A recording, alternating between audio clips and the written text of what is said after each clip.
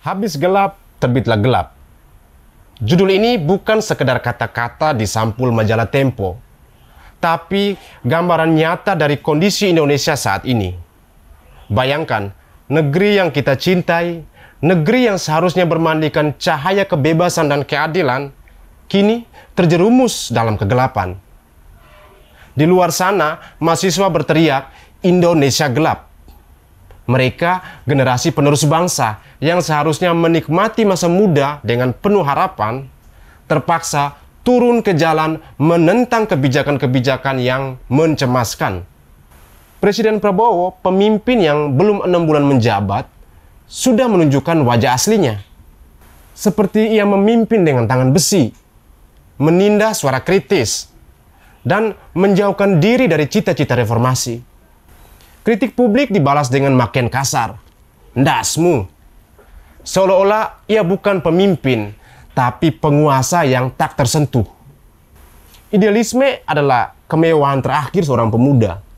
Kata-kata Tan Malaka ini mungkin tak diingat oleh para mahasiswa yang turun ke jalan dalam demonstrasi. Tapi aksi mereka adalah perwujudan kalimat Bapak pendiri bangsa ini. Mahasiswa jadi harapan terakhir mengoreksi pemerintahan yang bebal dan kebablasan. Setelah pejabat kampus diam karena disuap konsensi tambang, setelah organisasi keagamaan tunduk karena kenyang bermesraan dengan kekuasaan, setelah aktivis dirangkul memakai jabatan, gerakan masyarakat sipil yang tersisa adalah aksi mahasiswa. Prabowo yang seringkali berteriak, "Hidup Jokowi, hidup Jokowi, hidup Jokowi," tampaknya masih terikat dengan kebijakan Jokowi yang serampangan. Mulai dari pemangkasan anggaran, utang negara yang membengkak, proyek-proyek mercusuar yang tidak jelas juntrungannya, dan upaya melumpuhkan KPK, semuanya berdampak buruk pada pemerintahan Prabowo. Dalam hampir 4 bulan pertama pemerintahannya, Prabowo telah menghimpun awan gelap di langit Indonesia, mengancam memicu badai besar. Prabowo yang kita kenal impulsif dan gegabah telah membuat keputusan yang kontradiktif yang tak berlandaskan perencanaan matang. Proyek coba-coba seperti pembatasan LPG 3 kg yang dibatalkan setelah menimbulkan protes publik, bukti nyata dari ketidakmatangan keputusannya. Program makan bergizi gratis yang dijalankan dengan cara paksa menunjukkan ketidakpedulian Prabowo terhadap pelayanan publik dan program-program lainnya. Proyek ini tidak memiliki indikator yang jelas dan rentan terhadap penyelewengan. Ambisi Prabowo untuk menjalankan program ini telah mengorbankan anggaran program kementerian, lembaga, dan pemerintah daerah hingga 306,69 triliun. Akibatnya, tugas pokok instansi pusat dan daerah dalam menyelenggarakan pelayanan publik terancam porak-parik. Tuntutan mahasiswa agar Prabowo meninjau lagi proyek makan siang gratis dan pemangkasan anggaran sudah seharusnya disampaikan dengan nyaring. Dampak buruknya terhadap pelayanan publik dan perekonomian akan bertambah-tambah jika Prabowo kembali memangkas anggaran hingga 750 triliun. Prabowo juga menunjukkan kecenderungan militeristik yang mengancam supremasi sipil, yang melibatkan militer dalam banyak urusan negara, dari mengurusi pangan hingga menertibkan kawasan hutan. Komando daerah militer pun segera ditambah, sebagaimana batalion teritorial pembangunan mulai dibentuk di tiap kota. Di tengah keprihatinan ini, kita perlu angkat topi atas keberanian mahasiswa menyuarakan tanda-tanda kegentingan Republik. Bila tidak percaya kepada peringatan mahasiswa, lihatlah respons pasar terhadap kebijakan Prabowo. Nilai rupiah melorot dibanding 4 bulan lalu dan harga saham perusahaan negara di bursa turun signifikan setelah pembentukan Danantara diumumkan. Dana investasi asing pun deras keluar hampir saban pekan.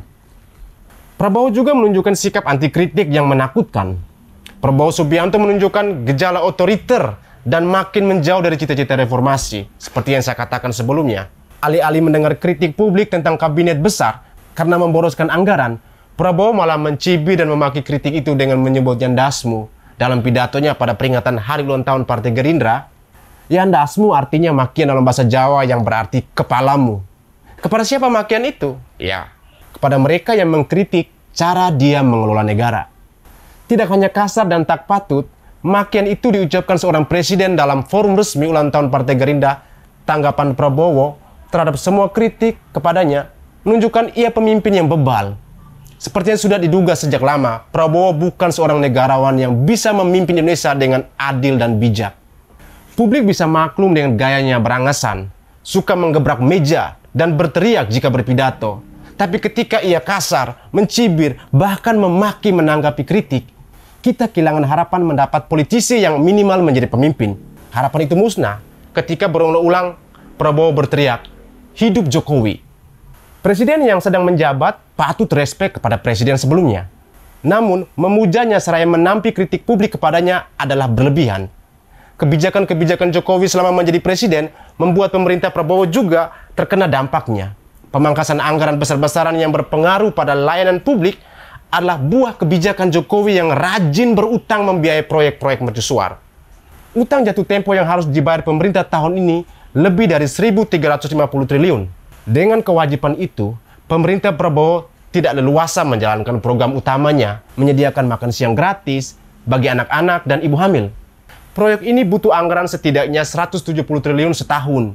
Belum lagi proyek ibu kota Nusantara yang tidak jelas juntrungannya juga. Maka menunduk-nunduk dan berteriak, "Hidup Jokowi," menandakan Prabowo tak ingin lepas dari bayang-bayang mantan rival sekaligus bosnya. Prabowo seperti tidak sadar bencana pemerintahan dimulai dari berbagai kebijakan Jokowi yang serampangan dan manuver politik yang melanggar hukum. Dari proyek strategis nasional, melumpuhkan KPK, hingga memaksakan anaknya menjadi wakil presiden. Kini, kekuasaan Prabowo menjadi lebih mengerikan karena ugal-ugalan dan amatiran mengurus negara ini diikuti gaya militeristik yang kuat. Ia memimpin Indonesia layaknya seorang komando perang, yang perintah-perintahnya tidak bisa dibantah. Alih-alih seperti Temasek, Prabowo hendak menerapkan kapitalisme negara ala Tiongkok dengan membentuk Danantara. Lembaga baru ini akan mengelola ribuan triliun aset perusahaan negara tanpa transparansi yang memadai. Bahkan untuk para kepala daerah yang dipilih langsung oleh masyarakat pun, Prabowo merasa berhak mengintervensinya dengan cara-cara militer lewat retret di Akademi Militer Magelang, Jawa Tengah. Di bawah Prabowo, represi juga makin menguat. Setelah pelarangan pameran lukisan di Galeri Nasional akhir tahun lalu, kini polisi memberedel lagu "Bayar, Bayar, Bayar" karya Ben Sukatani. Dua pemusiknya dipaksa membuka topeng yang menjadi identitas seni mereka dalam video permintaan maaf telah membuat lagu yang bercerita tentang semua urus harus bayar kepada polisi. Jika kita tak cemas dengan pemerintahan yang takut kepada lukisan dan lagu, Indonesia benar-benar menuju kegelapan. Tidak seperti harapan R.A. Kartini di awal tahun 1900-an, sehabis gelap, belum terlihat cahaya di ujung terowongan Indonesia. Demonstrasi mahasiswa adalah seruan moral untuk mencegah negara longsor lebih dalam. Mahasiswa dan rakyat harus selalu bersiap untuk turun ke jalan. Teriakan protes harus terus dikumandangkan. Ya, semoga awan gelap di atas Prabowo cepat berlalu dan Indonesia kembali menikmati cahaya kebebasan dan keadilan. Indonesia, bangkitlah!